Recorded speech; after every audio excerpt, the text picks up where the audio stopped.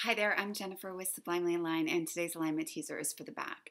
So if you have back pain or if you have sort of an achy back at the end of the day and you know you're prone to back pain, this one might be a good one to weave into your daily activities.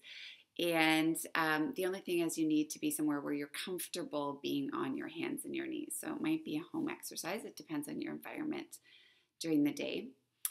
The only caution I have for you is that if you do have a hip replacement, you need to follow the guidelines of your hip replacement and watch how much hip flexion you're in.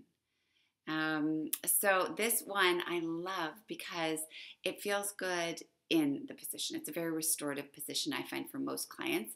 If it's not, that would be, I guess, the second caution I have. It's just do it if it feels good. If it does not feel good, it may not be right for you right now. So let's just jump right in. I want to cue you through the exercise, but I'm not going to say too much more about this. So if you find it works for you, I'd love to hear from you. And if it doesn't, you can email me and ask questions. So we're going to start on your hands and knees where your hands are shoulder width and below your shoulders. And your knees are hip width and below your pelvis. And then you're going to take an opportunity, hopefully, to check out where you are when you get on your hands and knees.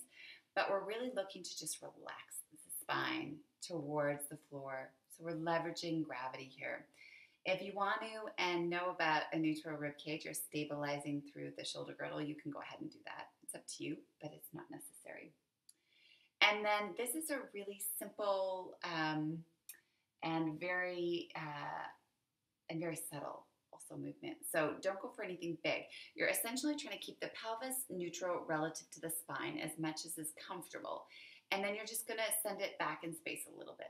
So the bigger movement would look kind of like this. You'd almost sit down towards your heels. But you're trying to go only amount that you can keep the pelvis neutral. So for me, it's very little movement here. And then I kind of come forward in space to be vertical again in my arms and my leg bones.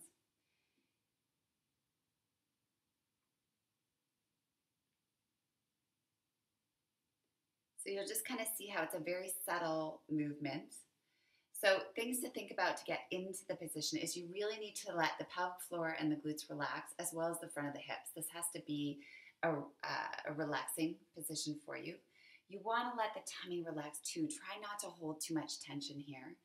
And as you go back in space, think about the front of the hip bones folding more towards the floor. Or think about the angle at the hips decreasing. You can think about the leg bones sort of sinking to the back of the hip socket. Or if you want to think of the back of the pelvis, you can think about those sit bones widening. Another nice thing to add to this, which is even more restorative, I would say, is just getting down onto your forearms. So also if you have any wrist tension here, you can get right down. You can do a version of this, or you can even send the pelvis side to side. But make sure to just let your head hang. And that's really it. So I'd be curious to know how you found that. And if that's not enough info, then feel free to send me an email. Enjoy.